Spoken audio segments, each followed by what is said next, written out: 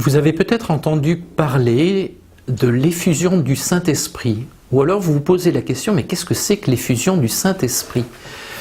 N'avons-nous pas reçu l'Esprit Saint au jour de notre baptême, à la confirmation, lorsque nous avons été ordonnés prêtres, au mariage aussi? Autrement dit, l'Esprit Saint n'est-il pas d'abord donné dans les sacrements? Alors il faut répondre oui, bien sûr. C'est la première façon de recevoir l'Esprit Saint. Au jour de notre baptême, Dieu nous a fait le don de son Esprit Saint. Alors, que viendrait faire une nouvelle effusion du Saint-Esprit? Alors, il faut préciser que l'effusion du Saint-Esprit a été découverte ou redécouverte, parce qu'il y a quand même des fondements bibliques, on pourra donner éventuellement des indications, dans le cadre du renouveau charismatique, et en particulier du renouveau charismatique catholique.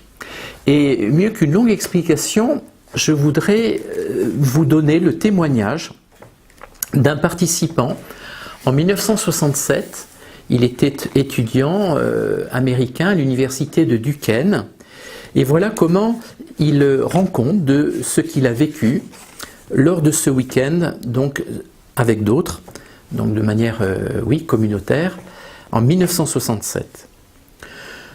Notre foi est devenue vivante. Nous savons plus que nous ne croyons. Soudain, le monde surnaturel est devenu plus réel que le monde naturel. Pour résumer, Jésus est une personne réelle pour nous, quelqu'un de réel qui est notre Seigneur qui agit dans nos vies. Maintenant, nous lisons chaque mot, chaque ligne du Nouveau Testament comme quelque chose de littéralement vrai. Nous ne considérons plus la prière et les sacrements comme simplement quelque chose de bon pour nous, mais ils sont devenus véritablement notre pain quotidien. Un amour des Écritures, un amour de l'Église que je n'aurais jamais cru possible, une transformation dans notre relation aux autres, un besoin, une capacité à témoigner au-delà de ce que nous aurions pu imaginer, font maintenant partie intégrante de nos vies. L'expérience initiale de l'effusion de l'Esprit Saint n'était pas du tout émotionnelle, mais notre vie a été remplie de calme, de confiance, de joie et de paix. Au début de chaque rencontre, nous chantions le Veni Creator avec un réel désir. Nous n'avons pas été déçus. Nous avons également reçu des charismes en abondance et avons fait une belle expérience œcuménique, nouvelle pour la plupart. Ce témoignage est très dense et on pourrait reprendre beaucoup d'éléments pour parler précisément de l'effusion du Saint-Esprit. Je n'aurai pas le temps de développer énormément, mais il y a deux mots sur lesquels je voudrais peut-être insister. C'est d'abord le mot réel, réalité. On n'est pas dans l'émotionnel, on n'est pas dans l'illusion, on ne se fait pas illusion.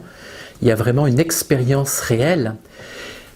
Et justement, le deuxième mot, c'est expérience. Alors, c'est un mot très prisé aujourd'hui. À vrai dire, on ne fait pas l'expérience directe de Dieu, mais on fait l'expérience de Dieu à travers des réalités créées dans lesquelles Dieu est présent. Les sacrements, la parole de Dieu, une expérience forte dans la prière. Tout cela sous la motion de l'Esprit. Réalité et expérience. Une expérience qui est non pas exceptionnelle, mais qui est intense, sans manifestation spectaculaire, qui peut être aussi accompagnée de manifestations. Il ne faut rien systématiser. Une expérience repérable, historique, datable, dont on peut rendre compte aussi, cette expérience, de façon intelligible. Moi, je me méfie un petit peu des gens qui disent « je peux absolument rien en dire ». Ben si, au contraire, il faut en dire quelque chose. Alors même si les mots sont en dessous de la réalité, parce que effectivement, il y a quelque chose d'indicible qui est fait au cours de cette expérience. Une expérience qui est personnelle, bien qu'elle se situe souvent dans un cadre de groupe de prière, communautaire, en Église, et ça c'est une forte insistance, et qui est située dans le cadre d'un cheminement spirituel. D'ailleurs, lorsqu'on propose sur une paroisse, dans un groupe de prière, une effusion de l'Esprit Saint, ça se prépare toujours, longtemps à l'avance, ça s'enracine dans la prière. il y a aussi des enseignements sur l'Esprit Saint, sur les dons du Saint-Esprit, sur les charismes. Donc ça se prépare, ça se vit en Église, dans la confiance, sûr que l'Esprit Saint va en quelque sorte raviver justement le don qu'il nous a fait à notre baptême. Alors, une question aussi de terminologie. En France et dans pas mal d'autres pays, on parle d'effusion du Saint-Esprit. En France, en Italie, en Espagne. Dans le monde anglo-saxon, on parle plutôt de baptême dans l'Esprit Saint. Alors, il y a le risque un petit peu de confusion entre sacrement de baptême et expérience à l'occasion de l'effusion du Saint-Esprit. Mais on trouve également dans le Nouveau Testament, dans la prédication de Jean le Baptiste, en parlant de Jésus, lui vous baptisera dans l'Esprit Saint et dans le feu. Alors il n'y a pas l'expression baptême dans l'Esprit, mais il y a cette locution, cette expression, il vous baptisera dans l'Esprit Saint et dans le feu. On pourrait citer pas mal d'exemples bibliques concernant ce que nous appelons maintenant l'effusion du Saint-Esprit. Pour approfondir le sujet, parce qu'il mérite de l'être, je voudrais en terminant indiquer 2 livres excellents, en tout cas que je trouve excellents. Tout d'abord le livre Monseigneur Denis Bijoux-Duval, L'effusion du Saint-Esprit, une grâce à découvrir. C'est paru il y a quelques années aux éditions de l'Emmanuel. Une très belle réflexion sur ce qu'est l'effusion du Saint-Esprit.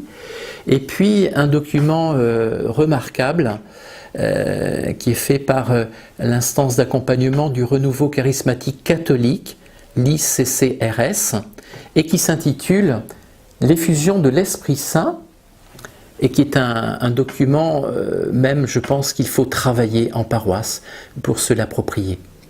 Alors demandons effectivement d'être renouvelés dans notre grâce baptismale, peut-être par une préparation de séminaire à l'effusion du Saint-Esprit, pour avoir des cœurs vraiment brûlants et des vies renouvelées.